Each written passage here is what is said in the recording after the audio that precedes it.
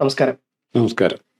Enforcement directorate അവരെ തച്ചുമായി ബന്ധപ്പെട്ട് വലിയ വിവാദങ്ങൾ ഇപ്പോൾ ഇന്ന് ഇഡിയുടെ ഡയറക്ടർ നേരിട്ട് കേരളത്തിലോട്ട് വരുന്നുണ്ട്. ഈ സാധനവുമായി ബന്ധപ്പെട്ട് കോടതിയിൽ ഹാജരാകുന്നുണ്ട്. നമ്മൾ നോക്കിക്കഴിഞ്ഞാൽ ഇതിൻ്റെ ഒരു പശ്ചാത്തലം നോക്കിക്കഴിഞ്ഞാൽ CPM മെമ്പർ അല്ലാത്ത ഒരാൾക്ക് വേണ്ടിയിട്ടാണ് ഈ പറഞ്ഞ പോലെ CPM പാർട്ടിക്കാർ വണ്ടി തല്ലിപ്പൊളിക്കുന്നതടക്കം ഇഡിയുടെ വണ്ടി തല്ലിപ്പൊളിക്കുന്നത്. അവർ പിണറായി വിജയൻ ആ വസതിയിൽ ഉണ്ടായിരുന്നു എന്നുള്ളതിനപ്പുറം പിണറായി വിജയനെതിരല്ല കേസ്, മകൾക്കെതിരെയാണ് കേസ്. പക്ഷേ അത് പിണറായി വിജയനിലോട്ട് തിരികെ എന്നുള്ളത് രണ്ടാമത്തെ ചോദ്യമാണ്. പക്ഷെ നിലവിൽ മകളെയാണ് ചോദ്യം ചെയ്തിട്ടുള്ളത്. മകൾ ചോദ്യം ചെയ്യുന്നതിൻ്റെ ഭാഗമായിട്ട് പാർട്ടിയുടെ ആൾക്കാർ കൂട്ടിയിട്ട് പിന്നെ ED ഉദ്യോഗസ്ഥരെ ആക്രമിക്കുന്നു, വണ്ടി തല്ലിപ്പൊളിക്കുന്നു. ഇത്തരത്തിലുള്ള വലിയോട്ട് പോയി ED ഡയറക്റ്റ് കോടതിയിൽ ഹാജരാകുന്ന ഒരു പ്രക്രിയ ഇപ്പോൾ നമ്മൾ കണ്ടുകൊണ്ടിരിക്കുന്നത്. അപ്പം അങ്ങനെ നോക്കുകയാണെങ്കിൽ ഇന്ന് കോടതിയിൽ കേസ് വാദം നടന്നുകൊണ്ടിരിക്കുന്നുണ്ട്. പലതരത്തിലുള്ള കേസ് മുമ്പോട്ട് പോകാമെന്നുള്ള വാർത്തകൾ കിട്ടുന്നത്. അപ്പോൾ യഥാർത്ഥത്തിൽ എന്താണെന്ന് കോടതിയിൽ നടന്നുകൊണ്ടിരിക്കുന്നത്? ഏറ്റവും രസകരമായ കാര്യം, ഈ വാർത്ത കാണുമ്പോൾ, വാർത്തയെക്കുറിച്ച് വിശദാംശങ്ങൾ അറിയുമ്പോൾ, അവിടെ ED ഉദ്യോഗസ്ഥന്മാരെ തടയാനും അവരെ ആക്രമിക്കാനും നേതൃത്വം കൊടുത്ത, അല്ലെങ്കിൽ അതിന് പ്രചോദിപ്പിച്ച, പിന്നണിയിൽ നിന്ന് പ്രചോദിപ്പിച്ച ഒരു പറ്റം CPM നേതാക്കളുണ്ട്. ഏറ്റവും കൂടുതൽ സന്തോഷിക്കുന്നത് മറ്റാരുമല്ല, അവരായിരിക്കും. പിണറായി വിജയനെ നിലയ്ക്ക് നിർത്തുക, പിണറായി വിജയൻ്റെ മേധാവിത്വം അവസാനിപ്പിക്കുക എന്നുള്ളത് പല രംഗത്തെ CPMകാരും ആഗ്രഹിക്കുന്നുണ്ട്. പല രീതിയിൽ ഇവരുടെ യുവജന വിഭാഗത്തിന് ആഗ്രഹമുണ്ട്, വിദ്യാർത്ഥി വിഭാഗത്തിന് ആഗ്രഹമുണ്ട്. പിണറായി വിജയനെ കൊണ്ടുകൊണ്ട് ഇനി മുമ്പോട്ട് പോകാൻ ഞങ്ങൾക്ക് പറ്റില്ല, അല്ലെ CPMന് പറ്റില്ല, CPM തകരും. എന്നാൽ ഇദ്ദേഹം ഒട്ടും ഒഴിവാകുന്നുമില്ല. ഇദ്ദേഹത്തിൻ്റെ സാമ്പത്തിക ശക്തിയും സാമ്പത്തിക ബന്ധങ്ങളും കാരണം നേരിട്ട് ഇദ്ദേഹത്തെ എതിർക്കാൻ CPMൻ്റെ അണികൾക്ക് അവരെ കണ്ടെത്തിയ ഏറ്റവും നല്ല മാർഗമായിരുന്നു EDയെ മാക്സിമം പ്രൊവോക്ക് ചെയ്യുക. ഇപ്പോൾ പലരും പറയുന്നുണ്ട്, കണ്ണൂരിൽ കോടിയേരി ബാലകൃഷ്ണൻ്റെ മകൻ്റെ വിശ്വസ്തർ ഇവിടെ തല്ലാൻ വന്നിരുന്നെന്നാണ് പറഞ്ഞു.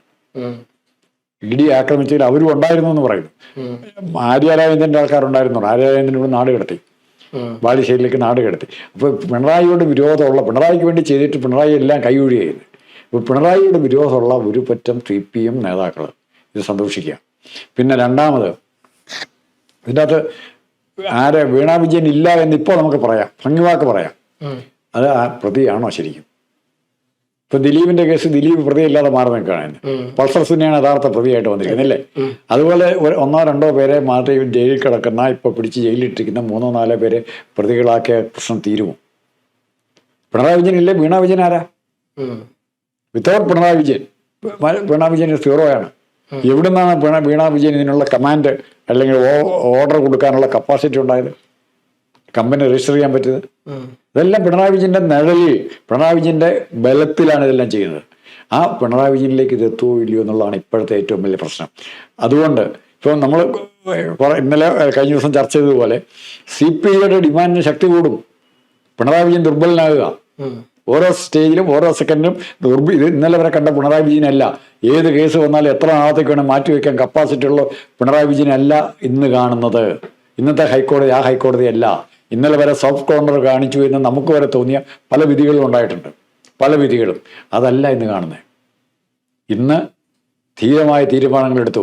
മാറ്റമല്ല, ഏറ്റവും പ്രധാനപ്പെട്ട ഈ കേസ് നടത്താൻ, EDയുടെ ഈ കേസ് നടത്താൻ അതിൻ്റെ ഡയറക്ടർ തന്നെ എറണാകുളത്ത് എത്തിയിരിക്കുന്നു. രാഹുൽ നവീൻ ഇന്ത്യയിലെ ഏറ്റവും മിടുക്കനായ ഒരു ED ഓഫീസറാണ്, എക്സിക്യൂട്ടീവാണ്. കാൺപൂർ IIT റാങ്ക് മേടിച്ച് ജയിച്ചവനാണ്. പിണ്ണാക്കല്ല, കളിമണ്ണല്ല, തലച്ചോറുള്ളവനാണ്.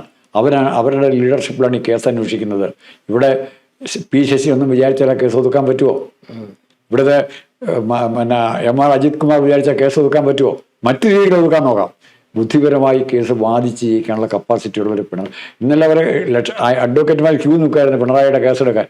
കാരണം ബാക്കിയുള്ള കരിമണ്ണക്കടത്തെല്ലാം കേസ് കിട്ടുമായിരുന്നു. ഇനി തോക്കാൻ പോകുന്ന കേസ് ഏറ്റെടുക്കാൻ പ്രസ്റ്റീജ് അല്ലെ സ്റ്റാറ്റസ് ഉള്ള ഹൈ ലെവലായിട്ടുള്ള അഡ്വക്കേറ്റുമാർ മടിക്കും. ആളൂർ മരിച്ചുപോയി, ഇല്ലെങ്കിൽ ആളൂരിനെ കൊണ്ട് വാദിപ്പിക്കായിരുന്നു. ഇത്തരം ചെയ്ത കേസൊക്കെ ഏറ്റെടുക്കാൻ, പിണറായി വിജയന് വേണ്ടി ഏറ്റെടുക്കാൻ ആളൂർ വന്നേനെ ചിലപ്പോൾ. വേറെ ആരുമില്ല. ഉള്ളാവുന്ന അഡ്വക്കേറ്റുമാർ ഈ കേസിലേക്ക് കൈതൊടാൻ വരിക. കാരണം അവരും നാണം കെടും. ഈ വിധി മുഖത്തടിച്ച് കിട്ടിയ അടി. ഇതിൽ നിന്ന് പിണറായി വിജയൻ എങ്ങനെ രക്ഷപ്പെടും? ആര് രക്ഷപ്പെടുത്തും? 2 മാർഗ്ഗമേ ഉള്ളൂ. മോഡിയുടെ കാലിൽ ഒന്നുകൂടെ വീഴുക. നമ്മൾ മുമ്പേ പറഞ്ഞില്ലേ, ഒരു മാർക്സിസ്റ്റ് പാർട്ടിയിൽ ഒരു ഉൾപൊട്ടൽ ഉണ്ടാകും. പിണറായി വിജയൻ ഒറ്റപ്പെടും, പൂർണ്ണമായും ഒറ്റപ്പെടും. ആ ഒറ്റപ്പെടലിൻ്റെ തുടക്കം കൂടിയായിരിക്കും വിധി. ഇനി ഈ കേസ് 15 ദിവസത്തേക്കാണ് അവധി വെച്ചിരിക്കുന്നത്. 15 ദിവസം സുപ്രീം കോടതി ചെല്ലുന്നവരെ. പക്ഷേ ഈ വിധിയിലൊരു പ്രത്യേകത, ഇവിടെ നടക്കുന്ന അന്വേഷണങ്ങൾക്ക് ഈ കേസുമായി ബന്ധപ്പെട്ട് നടത്തുന്ന അന്വേഷണങ്ങൾക്ക് സ്റ്റേ ഇല്ല. അത് അന്വേഷിക്കാം, തുടർന്ന് അത് തുടർന്നും അന്വേഷിക്കാം. അത് സുപ്രീം കോടതി വിധി വന്നത് സ്റ്റേ ചെയ്യാണ് ചെയ്തോട്ടെ. ആ സ്റ്റേ ഇപ്പൊ ഹൈക്കോടതി ഇതിന് സ്റ്റേ കൊടുക്കുന്നില്ല. ഇപ്പൊ ഒരുപക്ഷെ ഒരാള് സുപ്രീം കോടതി പോയി ഇതിനൂടെ സ്റ്റേ വേണമെന്ന് പറയാം, ഈ അന്വേഷണത്തിലൂടെ സുപ്രീം കോടതിയിലേക്ക് തന്നെ നേരിട്ട് പോകാം. 15 ദിവസം സമയമുണ്ട് സുപ്രീം കോടതി പോകാൻ.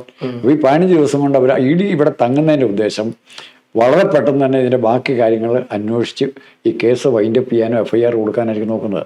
ചിലപ്പോൾ അത് ഒതുക്കി തീർക്കാനായിരിക്കും നോക്കുന്നത്. എങ്ങനെയാണെങ്കിലും വളരെ പെട്ടെന്ന് ഈ കേസിന്റെ വിചാരണ ഘട്ടത്തിലേക്ക് എത്തിക്കാനാണ് ഇപ്പോഴത്തെ EDയുടെ ശ്രമം. ആ ശ്രമം പിണറായി വിജയൻ സൂക്ഷിക്കണം, ഭയപ്പെടണം. അല്ല, ഇതിപ്പോൾ നമ്മൾ നോക്കുകയാണെന്നുണ്ടെങ്കിൽ ഒരു വശത്ത് ഇങ്ങനെയാണെന്നുണ്ടെങ്കിൽ പോലും മറുവശത്ത് പിണറായി വിജയൻ സാധാരണ പറയാറുള്ളത്, പിന്നെ കേന്ദ്രത്തിൽ നമുക്ക് പിണറായി വിജയൻ്റെ ഇത്രയും ചരിത്രത്തിൽ നോക്കിക്കഴിഞ്ഞാൽ ഇന്നേ വരെ മോദിയെ ഡയറക്റ്റ് പരാമർശിച്ചിട്ടില്ല. അമിത്ഷായെ പറഞ്ഞിട്ടുണ്ട്, BJP പറഞ്ഞു, പക്ഷെ മോദി ഇന്നേ വരെ കടന്നാക്രമിച്ചിട്ടില്ല ആള്.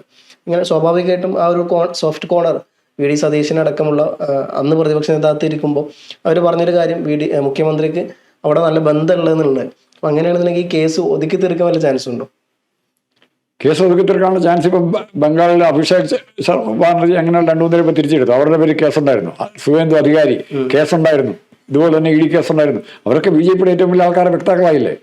മഹാരാഷ്ട്രയില് ഫഡ്നാവിസ് ഉൾപ്പെടെയുള്ളവര്, എത്ര പവാർ, മറ്റേ പവർ, അജിത് പവാർ ഉൾപ്പെടെയുള്ളവര് എല്ലാ ആരുടെ ആൾക്കാരായി. അവരൊക്കെ ഒരു പാർട്ടിയുടെ ആൾക്കാരായിരുന്നു. ലാസ്റ്റ് ഡെവലപ്മെന്റ് സ്റ്റാലിൻ അങ്ങോട്ടാ പോകുന്ന അറിയാൻ മേല. സ്റ്റാലിന് ഇവരെ ഏറ്റവും കൂടുതൽ അറ്റാക്ക് ചെയ്യുന്ന, ഏറ്റവും കൂടുതൽ അഴിമതിക്കാരെന്ന് പറഞ്ഞിരുന്ന ആളാണ് സ്റ്റാലിന്റെ കുടുംബത്തെ തന്നെ.